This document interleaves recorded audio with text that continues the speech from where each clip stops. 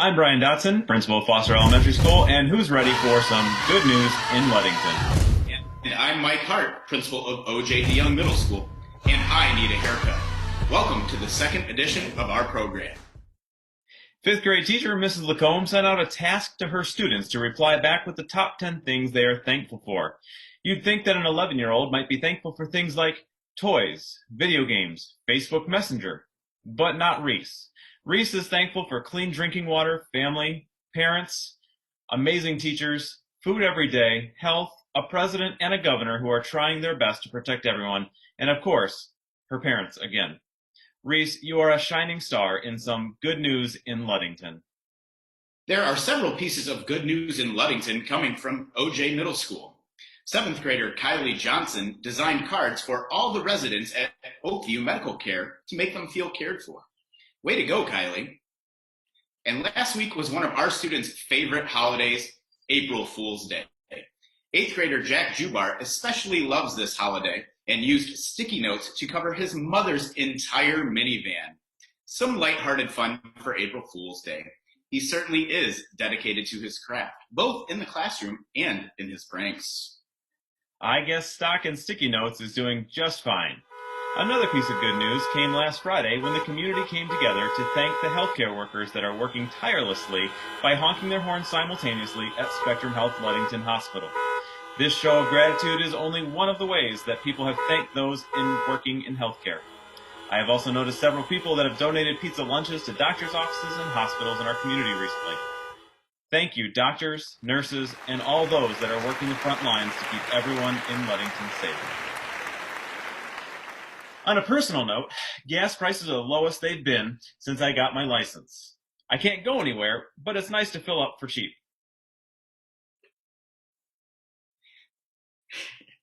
Agreed. We are saving a lot of money on gas these days, primarily because we can't go anywhere. But hey, savings are savings. Some more good news in Ludington comes from the tailor shop. Tracy, the shop's owner, is making about 150 reusable cloth masks a day for senior homes, emergency workers, and caregivers in Mason County, including anyone that would like one. If you have any no longer needed but clean sheets, t-shirts, or cloth made of 100% cotton, please consider dropping it off in the bin in front of her shop so that she can continue making those masks.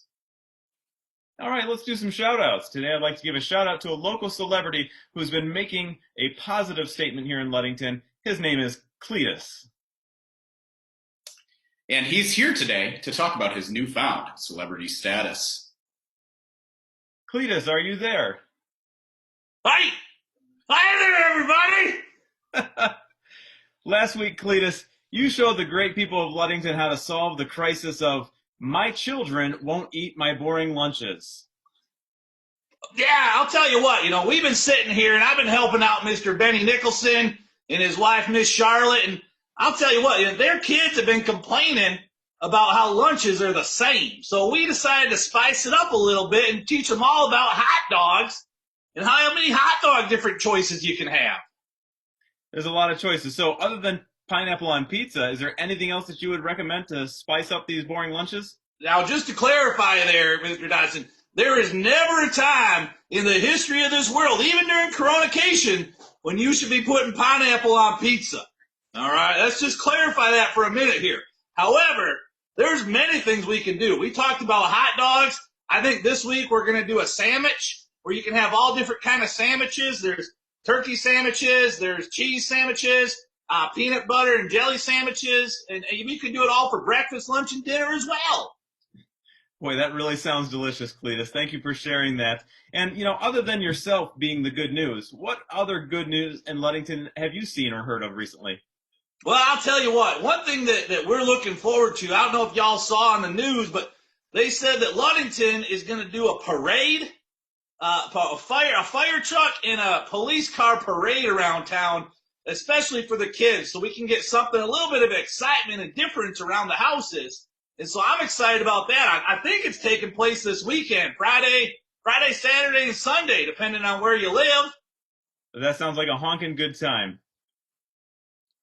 Thank you for joining us, Cletus. Always a pleasure to see you. You're always good for a smile. Thanks a lot. Stay tuned, guys. We're going to keep doing Cooking with Cletus. We'll see you guys again soon, all right?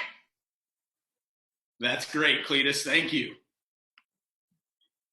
I'd like to give a shout out to the many people that are working hard to help others here in Ludington. Our teachers have been absolute rock stars in working to create learning opportunities for students across our great town. We also have lots of essential workers like OJ parent Tangi and her assistant manager Richard from Jimmy John's, who have created food donation boxes at the beach and have been putting food in the Ludington Cares boxes around town.